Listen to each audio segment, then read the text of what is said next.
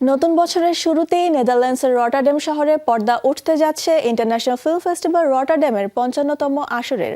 এই উৎসব দিয়ে যাত্রা শুরু বাংলাদেশি সিনেমার এবারের বিশ্বভ্রমণ। ২০২৫ সালেও বেশ কয়েকটি সিনেমা আলো ছড়িয়েছে বিশ্বমঞ্চে। ২০২৫ সালে বেশ কিছু সিনেমা বিশ্বমঞ্চে তুলে ধরেছে বাংলাদেশকে, পেয়েছে নানা সম্মাননা আর পুরস্কার। তালিকায় আছে আলী, সাবা, বাড়ির নাম শাহানা, ছিল স্যান্ড সিটি, বলি সহ আরও অনেক সিনেমাই। সব মিলিয়ে কেমন ছিল বাংলাদেশি সিনেমার বিশ্বভ্রমণ?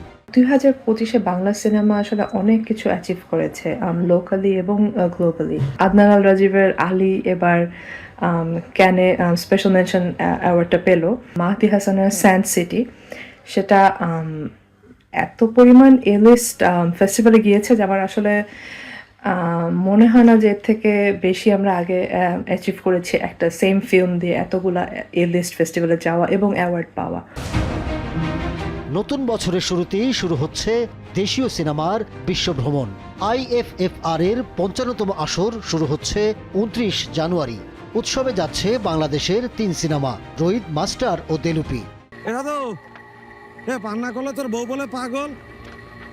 মূল প্রতিযোগিতায় টাইগার কম্পিটিশনে লড়বে মিসবাউর রহমান সুমনের রোহিত।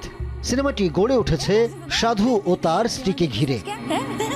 রোহিত শুরুতে প্রথমে বাংলাদেশের ছবি, তারপর বিশ্বের কাছে যাওয়ার জন্য ছবি। সাধু এবং তার ওয়াইফের যেই জীবনটা দেখতে চেয়েছি, ওটা একটা আলাদা পৃথিবী। রটারডামের বিগ স্ক্রিন কম্পিটিশন বিভাগে ডাক পেয়েছে রেজওয়ান শাহরিয়ার সুমিতের মাস্টার। সরকারি অনুদানে নির্মিত এই সিনেমার প্রেক্ষাপট উপজেলার স্থানীয় রাজনীতি। অভিনয় করেছেন নাসিরুদ্দিন খান, আজমেরি হক বাঁধন, জাকিয়া বাড়ি মামু সহ অনেকেই। যে লঙ্কায় যায় সেই রাবণ হয়। দেলুপি প্রদর্শিত হবে উৎসবের ব্রাইট ফিউচার বিভাগে। এই ক্যাটাগরিতে জায়গা পায় নির্মাতার প্রথম কিংবা দ্বিতীয় নির্মাণ। দেলুপি নির্মাণ করেছেন তাওকির ইসলাম।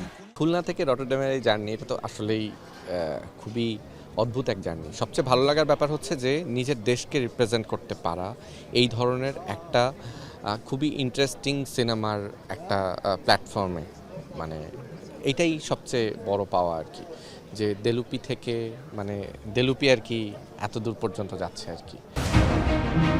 রটারড্যাম দিয়ে শুরু বাংলাদেশের সিনেমার আন্তর্জাতিক ভ্রমণ। আরও অনেক সিনেমায় লড়বে আরও নানা উৎসবে। বাংলাদেশের জন্য বয়ে আনবে সুনাম। Ahmed Tauquir, showbiz tonight.